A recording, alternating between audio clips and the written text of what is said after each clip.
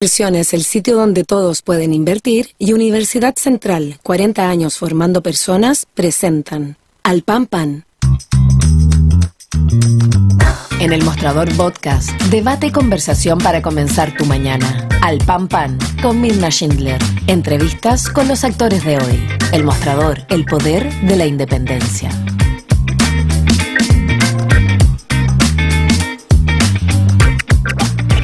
¿Qué tal? ¿Cómo están ustedes? Muy buenos días. Comenzamos un nuevo capítulo de Al Pan Pan aquí en el Mostrador.cl en este jueves 18 de enero. Miren cómo avanza el mes con muchas noticias que vamos a estar comentando.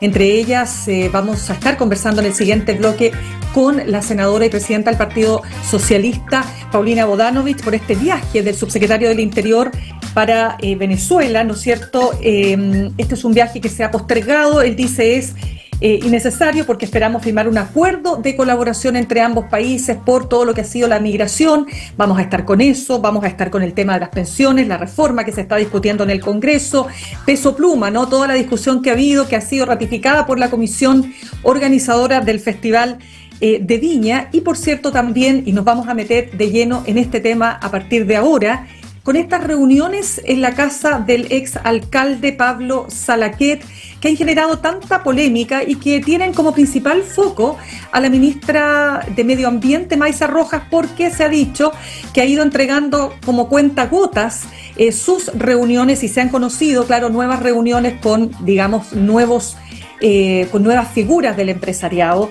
lo que ha generado al menos que se produzca desde el oficialismo algún tipo de crítica, ¿no es cierto?, respecto de aquello. La última información que nosotros estamos publicando hasta ahora en el Mostrador es que dirigentes del Partido Comunista aseguran que la ministra Jara, la ministra de Previsión Social, informó al presidente y este dio luz verde para cena con Salaquet. Más pelos en la sopa, pero queremos hablar entonces de estas reuniones. Más allá de la ley de lobby, ¿qué implicancia tienen estas reuniones? ¿Qué efectos? Para eso conversamos entonces con nuestro siguiente entrevistado, presidente de la Fundación Pivotes, expresidente de la SOFOFA, Bernardo Larraín. Bernardo, gracias por estar con nosotros esta mañana. Gracias a ti, Mirna. Muy buenos días.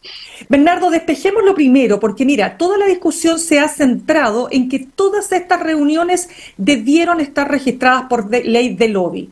¿Cómo lo ves tú, más allá de lo técnico y de lo estrictamente jurídico? Porque incluso hay diferencias entre juristas respecto de si esto cabe o no cabe dentro de la ley de lobby. Pero en el marco de la transparencia, a tu juicio, ¿debieron estar registradas estas reuniones?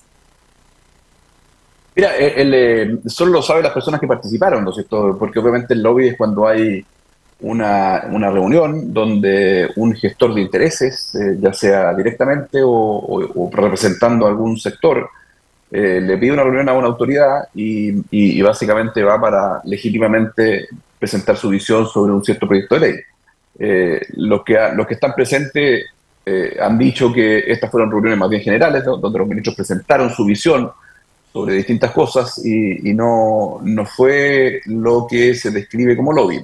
Yo no participé en ninguna de esas reuniones, en ninguna de esas comidas, por lo tanto creo que la respuesta la tienen que dar quienes participaron. Ahora, yo creo que este episodio, por así decirlo, estas comidas, en el fondo, generan un riesgo y una oportunidad. El riesgo es que siempre aquí, en el fondo, se paran desde un pedestal aquellos que quieren capturar para sí el espacio de lo público y que en el fondo apuntan con el dedo, ¿no es cierto?, cualquier persona que participa en encuentros que eventualmente pueda tener un interés. ¿Existen personas que no tienen ningún interés? Yo creo que esa pretensión de que el debate público solo le pertenece a la política profesional, a la academia, me parece profundamente riesgoso para las democracias, digamos. De hecho, Acemoglu y Robinson en su libro El Pasillo Estrecho resaltan la importancia de la participación de la sociedad civil en el proceso político. Y por lo tanto, ojo con instalar una especie de prejuicio, una cancelación a que distintos mundos participen en el proceso político. Ahora, la oportunidad que surge de estos episodios es pensar cómo se hace incidencia en pleno siglo XXI, digamos. Y yo creo que yo no reprocho, ¿no es cierto?, los encuentros informales de conocimiento, de generación de confianza.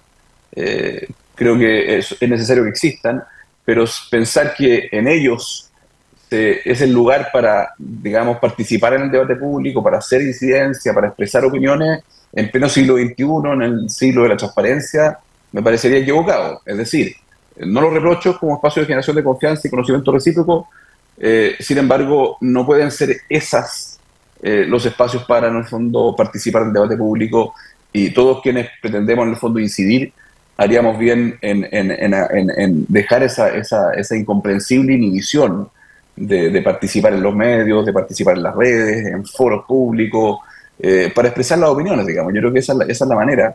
Y solamente un último punto: mientras las comidas de Pablo Salaquet tenían protagonismo en los medios, habían 3 actividades que reflejan la forma, creo yo, para participar en el debate público. Primero, en el fondo, 1.500 personas de diversos mundos en el encuentro ENVIS 2024, organizado por el 3xI, en el Parque Hueñu de Salmones Camanchaca, en Puerto Varas. 1.500 personas se reunieron abiertamente a conversar sobre desarrollo y sustentabilidad.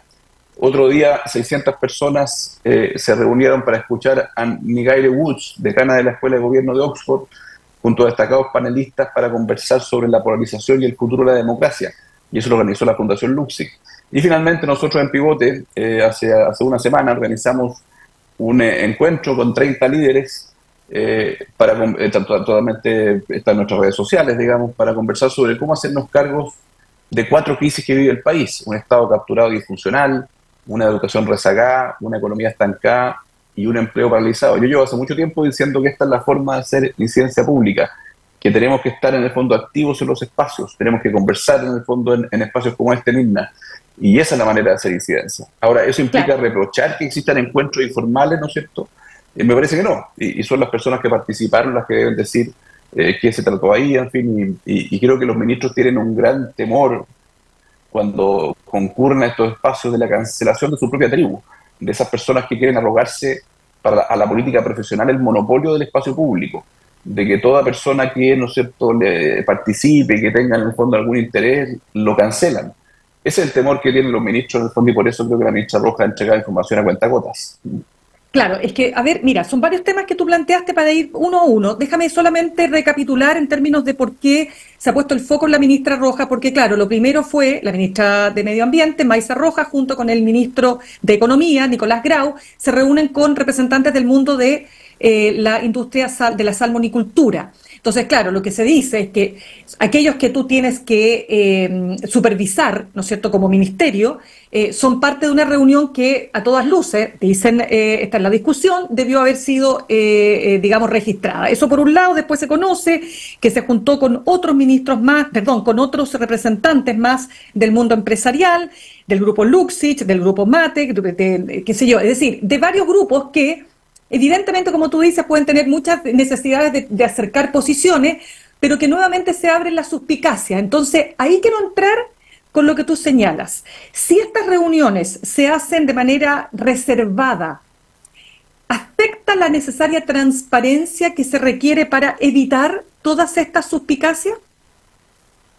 Mira, si es que las personas que tú mencionas se abstuvieran de participar en los foros públicos, de participar en los medios, de comprometerse con las organizaciones intermedias, los gremios empresariales, los centros de pensamiento, los centros de incidencias como el nuestro, los DUTANs, en fin, hay tantas organizaciones intermedias que, por así decirlo, participan en forma rigurosa, transparente, en el debate público, que cubren toda la cadena de valor de lo público, desde la generación del conocimiento, como los centros de pensamiento, hasta el testeo de políticas públicas, como son los DUTANs. Y entre medio están estas organizaciones que hemos creado nosotros, que son aquellas que tienden puentes entre el conocimiento y la ciudadanía, acercan las políticas públicas a la ciudadanía, al sistema político. Bueno, si esas personas no participaran de toda esta cadena de valor pública, transparente, rigurosa y profesional, y pensaran que la única manera de participar, ¿no es cierto?, es en estos espacios informales, me merecería reproche. Pero muchas de esas personas yo las veo en los gremios, las veo activas, las veo comprometidas, en fin, y por lo tanto, si además, en el fondo, participan en encuentros informales, de conocimiento recíproco, de generación de confianza, donde los ministros dan su visión, a mí no me merece reproche. Ahora, el peso de la prueba lo tienen los ministros, digamos. Si en el fondo, si a una persona le invitan a un encuentro con la ministra Maysa Rojas, y esa persona concurre, ¿quién tiene que decidir si es que ese encuentro era o no lobby, en fin. Bueno, obviamente son los ministros, digamos, y porque estas personas fueron invitadas a un espacio de conversación, digamos. No fueron las personas las que propusieron, en el fondo, por así decirlo, oye, hagamos una reunión para incidir en tal proyecto de ley. Eso es lo que entiendo. Yo no participé en ninguna, como dije. Así que aquí los que participaron tienen que dar su versión. Y claro, una vez que se hace que esto es un tema público, harían bien los ministros en revelar toda la información y sin ningún temor a que sean cancelados por su propia tribu. Aquí la crítica de la ministra Roja viene especialmente del oficialismo. Porque muchos sectores del oficialismo no consideran esto que dice Simone Robinson como algo valioso de la democracia, que todos los actores participen del debate público, que todos los actores sean parte de lo público. Lo público es demasiado relevante para dejárselo solamente a la política profesional, por así decirlo. Incluso de repente hay mundos de activismo, esos mundos que andan siempre buscando la conspiración en todo. Son otros interesados en que estas cosas no ocurran, y que no haya interacción entre los mundos de la sociedad civil, empresariales y la política. Andan siempre buscando un interés, una conspiración, una agenda oculta. Eso le hace pésimo a la democracia. Y también de repente hay mundos académicos que presumen, digamos, que solo los investigadores puros y castos, por así decirlo, están libres de todo interés y pueden participar en el debate público. Todas esas decisiones son equivocadas. Lo que sí, y que podemos conversar, Mirna, es pensar que esa es la oportunidad que nos da este caso. ¿Cómo se hace incidencia pública? Y yo creo que es básicamente en los medios, en los espacios públicos y a través de las organizaciones intermedias. ¿Por qué? Porque yo puedo tener una postura. Esa postura, no hay duda, y tengo que reconocerlo sin inhibición y sin ningún complejo, puede estar fundada en ciertas creencias, en ciertas convicciones, también en la evidencia y también en intereses. Esto no hay que ocultar eso, digamos. Hay que presentarse en el debate público desde lo que uno es. Pero lo relevante es que también hay que reconocer que hay otras posturas portadas por otras personas que también tienen sus creencias, sus convicciones, sus intereses y su evidencia. Y por lo tanto, no hay que sentirse dueño de la verdad. Y en la esfera pública hay que participar en espacios colectivos de deliberación, como los que mencioné, gremios, centros de pensamiento, DUTANs, organizaciones de incidencia, porque ahí se procesan estas distintas posturas en forma rigurosa y profesional. Nadie puede pensar que por así decirlo, mi pulsión inicial puede ser la verdad final en un debate de políticas públicas. Y por eso es importante que las personas en el mundo empresarial dupliquemos nuestro compromiso con lo público, dupliquemos nuestro compromiso con las organizaciones intermedias que lo hacen en forma transparente, rigurosa y profesional. Sí. Porque ahí se delibera, ahí se contrastan posiciones, ahí se integra las creencias con la evidencia. Y eso es lo que tenemos que hacer.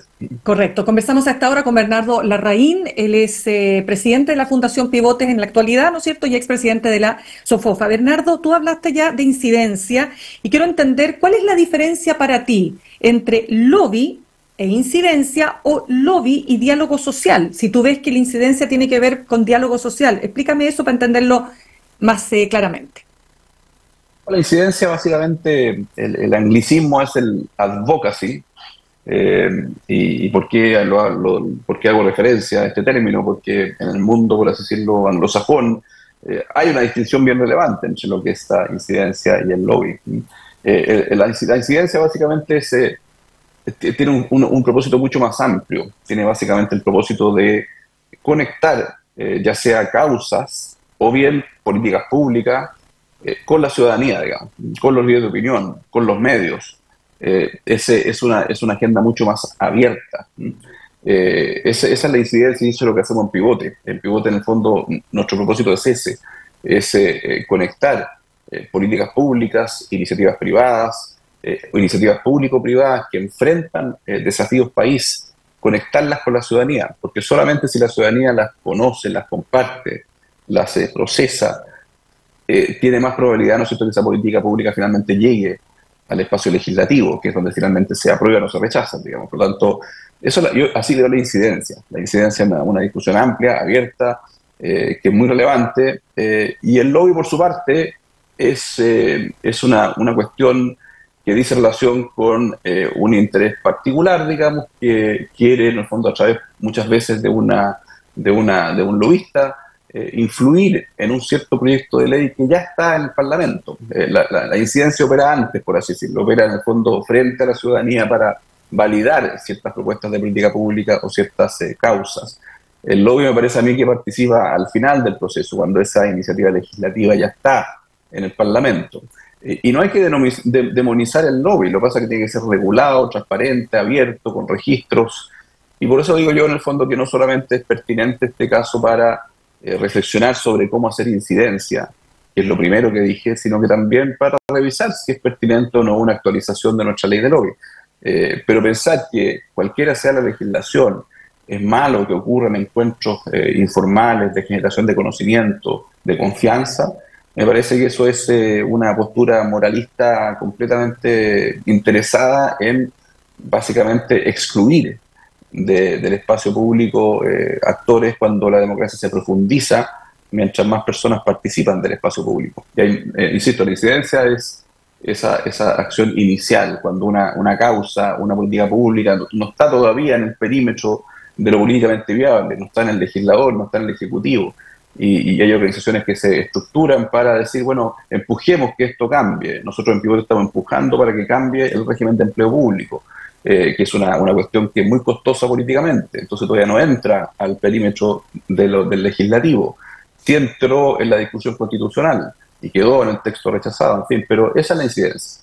Bernardo, para entender bien, porque uno desde afuera es natural que ministros que pertenecen a un gobierno de izquierda no necesariamente se vinculan, vuelvo a decir, de manera natural, ¿no es cierto?, con ciertos grupos, ¿no es cierto?, como los que se mencionan en estas reuniones con la ministra Maisa Rojas, ¿verdad?, cuando hablamos, por ejemplo, Iván Arriagada, presidente ejecutivo de Antofagasta Minerals, del Grupo Luxich, Hernán Rodríguez, presidente de Colbún, generadora eléctrica del Grupo Mate, Jimena Corvo, directora de CMPC, también Forestal Mate, etcétera.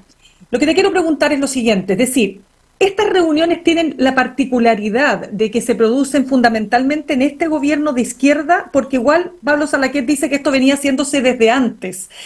Es decir, ¿son normales estas reuniones? ¿Tú participaste en alguna en gobiernos anteriores? Yo como presidente de la SOFOFA tenía muchos espacios de conversación, pero yo diría que gran parte de ello era en el contexto de organizar un foro de discusión.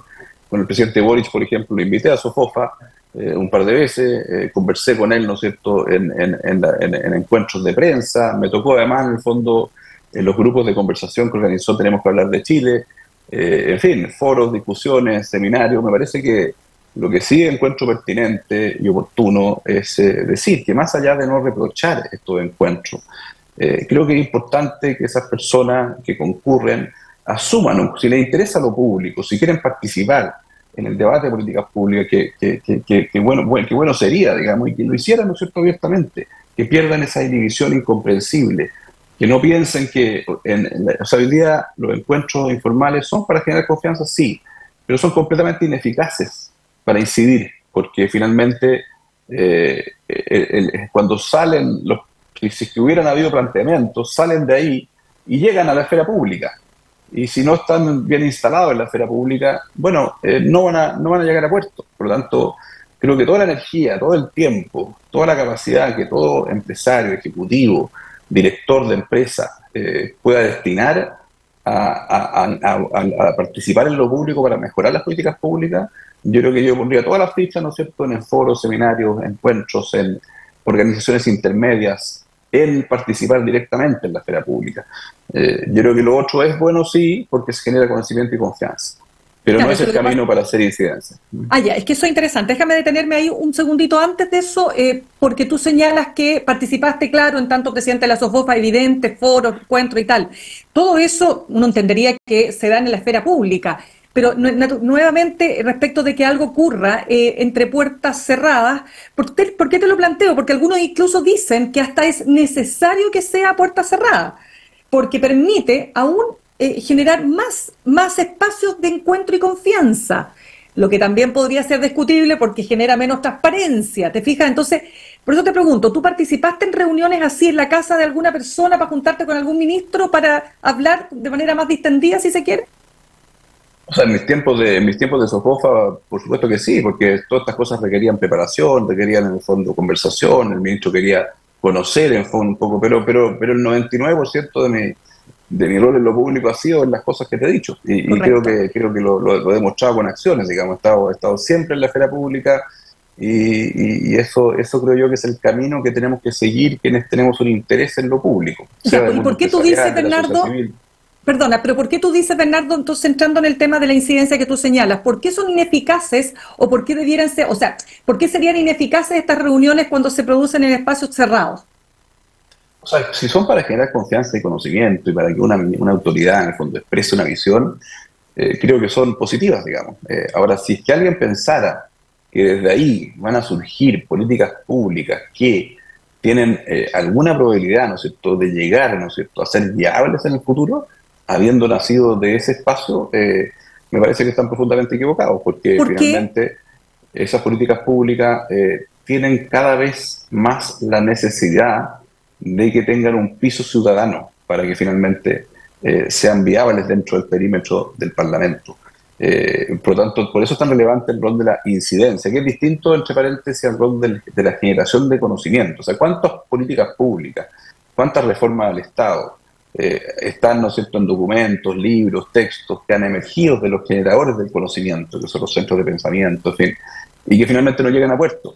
Porque una vez que emergen de esos centros de investigación y de conocimiento, es fundamental que participen organizaciones como la nuestra, Pivote, ojalá hubieran miles de esas organizaciones, y conecten esa política pública con los líderes de opinión, con los medios, con, ¿no es cierto?, la ciudadanía, porque así va a tener piso ciudadano de forma tal de que finalmente tenga mayor viabilidad para que los parlamentarios la hagan suya, digamos. Entonces creo que el camino para que una política pública llegue a puerto es más largo hoy día, es más largo. Y cuando no se origina un espacio de liberación colectiva, donde se contrastan miradas sin complejo. Aquí una cosa que dijo la decana Woods de la Universidad de Oxford en este encuentro que mencioné de la Fundación Luxic, dijo: tenemos que aprender a discrepar. La discrepancia es legítima. Que una persona se pare en el debate público con convicciones y creencias, tiene que reconocerlas y tiene que transparentarlas y explicarlas. Sus creencias y convicciones que alimentan esa política pública. Es lo que hacemos en Pivote. En Pivote nosotros no asumimos neutralidad. Estamos siempre diciendo: nosotros tenemos ciertas creencias, tenemos postura, tenemos posición. Ahora también consideramos extremadamente valioso y somos conscientes de que finalmente lo que llegue al Parlamento, lo que se apruebe en el Parlamento, va a ser un punto intermedio. Pero es mucho más sano que las personas vean: mire, el actor A propuso esta política pública, el actor B propuso esta otra. Y sin resignar esa postura inicial, todos sepan que el proceso político se trata en dialogar y en transar. Transar parece una palabra fea, pero hay que decir las cosas por su nombre. Hay posturas diversas y se llega a un punto medio. Y los actores tienen que conectar esas posturas, esas políticas públicas, esa manera de reformar el Estado, esa manera de abordar la crisis de la educación con la ciudadanía. Y si la ciudadanía la hace suya, la comprende mejor, va a tener más piso, ¿no es cierto?, en el espacio legislativo. ¿Dirías tú, Bernardo Larraín, tú dirías que hay mayores aprehensiones, digamos, desde el empresariado hacia un gobierno de izquierda, partiendo por el propio presidente Gabriel Boric? Mira, no sé si ahora, pero por lo menos en sus inicios, ¿cómo ves tú eso? ¿Hay ahí también esa cantidad, digamos, de resquemores, ¿no es cierto?, de desconfianza, que a lo mejor estas reuniones pueden ayudar a limar, a despejar? Por eso digo yo que no hay que demonizarlas, porque pueden ser espacios de construcción de confianza recíproca y de conocimiento recíproco, sobre todo en circunstancias que esta coalición llega por primera vez al gobierno. Y muchos de sus ministros no habían sido activos partícipes del debate público, del debate político, de la interacción con el mundo empresarial en el pasado. Entonces yo he escuchado mucho, tanto desde el mundo empresarial como desde el mundo político, del oficialismo, diciendo: bueno, aquí nos faltó un conocimiento recíproco. Habían prejuicios, habían visiones, ¿no es cierto?, incompletas respecto del otro, y por lo tanto encontrarse es positivo. Es positivo. ¿Y esos prejuicios tú dirías que se han ido despejando o persisten los prejuicios respecto del presidente Gabriel Boric, de su gobierno, de su gestión, de sus ministros? O sea, una cosa es discrepar profundamente, como nosotros hacemos, por ejemplo, en Pivotes, con políticas públicas que el gobierno plantea, y otra cosa es andar presumiendo que cada política pública tiene una especie de agenda oculta detrás de transformar este país en no sé qué. Yo creo que lo segundo tiene que ir bajando, y ya ha bajado, en el sentido de estar presumiendo intencionalidad o malas intenciones o una agenda oculta de transformar este país en Venezuela, etcétera, etcétera. Si nos separa el debate público presumiendo que todos los otros tienen un interés, están en una agenda oculta, tienen una conspiración de chat, eso le hacemos un flaco favor a la democracia. Por eso vuelvo a decir, tenemos que aprender a discrepar. Y discrepar, en el fondo, yo creo que el volver a los consensos, por así decirlo, no es la manera, ¿no es cierto?, de enfrentar la democracia del siglo XXI. La democracia del siglo XXI es mucho más auténtica cuando cada actor se presenta desde lo que es, en forma transparente, hace sus planteamientos en forma nítida, y luego es el proceso político que tendrá que ver, en el fondo, cómo llegar a un punto de acuerdo. Pero tiene que partir con planteamientos nítidos, y por lo tanto el presidente Boric tiene sus planteamientos, nosotros somos críticos de muchos de ellos, pero no andamos por el mundo presumiendo, en el fondo, una conspiración del presidente Boric. Y espero que el presidente Boric y su coalición también dejen de pensar que cuando ven a un empresario ven solamente un interés, digamos, un interés como malicioso, digamos, que personal, en fin, y no un interés por el país.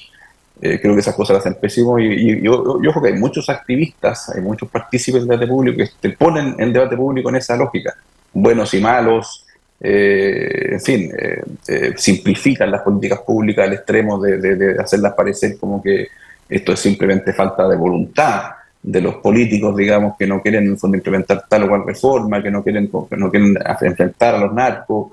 Obviamente son cosas complejas. Ahora la ciudadanía puede pensar, oye, cuando me hablan de complejidad es una excusa para que no se hagan las cosas. Bueno, pero tenemos que desafiarnos, los que participamos del debate público, a decirle a las personas, mire, esto vamos a dar un primer paso, pero esto es un camino largo, y no vender la pomada de que las cosas tienen soluciones inmediatas. Pero tú has visto un proceso de cambio, de transformación, algunos dirán de evolución del presidente Boric, el presidente que asumió el 11 de marzo del 2021. ¿Es distinto al presidente de hoy que está iniciando su tercer periodo para ti? Qué duda cabe, en el fondo, sí, muchas de sus reformas no las pudo implementar y tuvo que adecuarlas, ¿no es cierto?, a la realidad.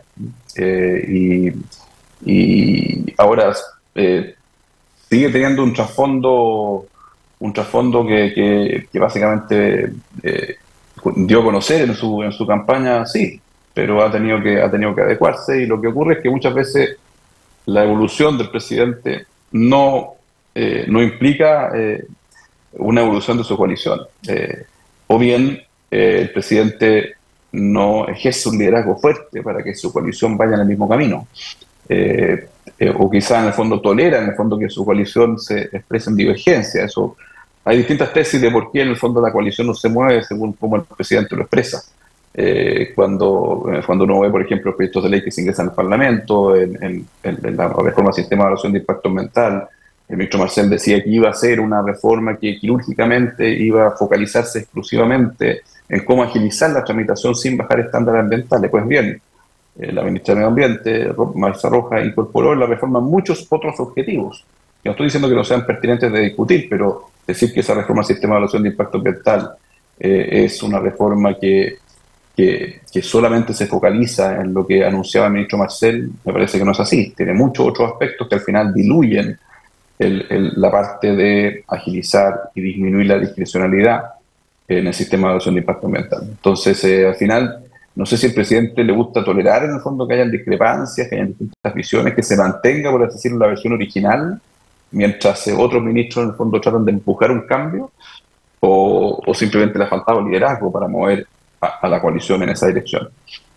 Bernardo, se nos acaba el tiempo, pero para ir cerrando, y en dos temas que para el gobierno son relevantes, pero bueno, no solo para el gobierno, porque en realidad todo el país está esperando una reforma a las pensiones, pero en términos de lo que tú has visto desde el lugar donde tú te mueves hoy día o desde donde tú habitas, el tema de la reforma a las pensiones y el pacto fiscal, donde ha habido profundas diferencias entre el gobierno y los empresarios, particularmente con Ricardo Meves de la CPC. ¿Ves posibilidades de acuerdo? ¿Ves posibilidades de destrabar los conflictos que han hecho tan difícil sacar adelante por lo menos la reforma a las pensiones? Mira, yo creo que debiera haber una ventana de oportunidad. Eso creo que es bueno decirlo, digamos. Muchas veces la razón por la cual estas reformas no llegan a puerto es por la polarización, la cancelación, el cortoplacismo, el ciclo electoral que se inicia. Ahí están las principales razones por las cuales hay 6 elecciones en los próximos 2 años. Entonces los políticos tienen un incentivo de corto plazo de ser electos. Entonces empiezan, en el fondo, a plantear nuevamente soluciones mágicas a los problemas que son complejos. Y eso redunda en contra de la posibilidad de acordar esta reforma. Pero bueno, habrá que desear que sí se acuerden, digamos. Ahora eso implica que ver la realidad, digamos, en el fondo que también, más allá de que hayan posturas divergentes, también tiene que haber un perímetro de responsabilidad fiscal. El tema de pensiones se ha aumentado la PGU, y eso ha implicado, eso equivale creo que a, no sé, 4 o 5 puntos de mayor contribución. Entonces, obviamente que la discusión hoy día debe ser distinta. Si ya hicimos solidaridad con la PGU, obviamente, si yo pensaba hace 3 años que o que la mitad de la contribución fuera a solidaridad, bueno, tengo que cambiar esa postura si es que en los últimos 3 años ha aumentado fuertemente la PGU, que es solidaridad con el impuesto general. Entonces, yo creo que la reforma de pensiones tiene que tener un componente relevante del 6% que vaya a las cuentas individuales, porque ya las PGU su pega en solidaridad para los sectores más necesitados. Entonces, eso, ahora, digo que tenga que ser el 100% a cuentas individuales, no, porque ahí vuelvo al punto. Hay posturas en el fondo A de un sector que es completamente legítima y posturas B de un sector. Hay que estar conscientes que se llegará a un punto distinto de esas dos posturas, pero ese punto distinto no puede ser por responsabilidad fiscal y por responsabilidad con el empleo. No puede ser en el fondo que una mayoría o la mitad de la contribución vaya, ¿no es cierto?, a un reparto. O sea, tú ves una mayoría que vaya.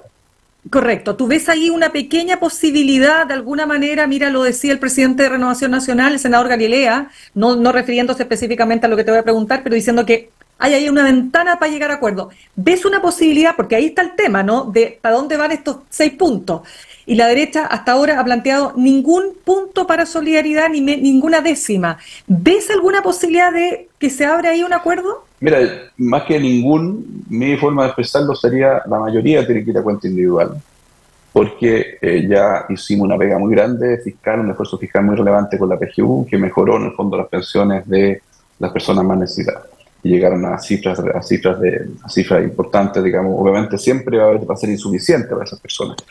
Pero bueno, eso me parece que implica que la mayoría tiene que ir a las cuentas individuales para que alimenten mejores pensiones para los mismos trabajadores que hicieron el esfuerzo de contribuir en sus cuentas individuales. Ahora, sí, decir que es el 100%, bueno, obviamente eso dificulta el acuerdo. Bien, pues, Bernardo, te quiero dar las gracias. Bernardo Larraín Mate, presidente de la Fundación Pivotes, expresidente de SOFOFA. Muchas gracias por haber estado con nosotros esta mañana. Muchas gracias a ti, Mine, y a todos los que nos escucharon. Gracias, que estés muy bien.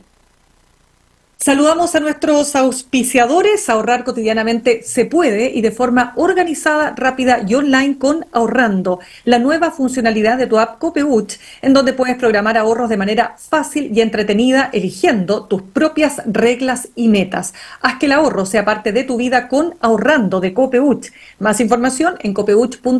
Y Universidad Central, 40 años formando personas. Ven a vivir la experiencia USEM. Para los que buscan avanzar, Posgrados USEN, acreditada y adscrita a gratuidad. Conoce más en posgradosusen.cl. Y no te pierdas todos los días a partir de las 7:30 de la mañana, Click AM, tu dosis diaria de actualidad, lo más importante para comenzar la jornada con información y opinión. No lo olvides, todos los días a partir de las 7:30 en nuestros canales de YouTube y Spotify con Alejandro Reperín. Nos vamos al corte, vamos a estar muy cortito en auspicios, y a la vuelta estamos conversando con la senadora y presidenta del Partido Socialista, Paulina Bodanovich. En instantes, una nueva entrevista en Al Pan Pan con Mirna Schindler por El Mostrador Podcast, el poder de la transparencia.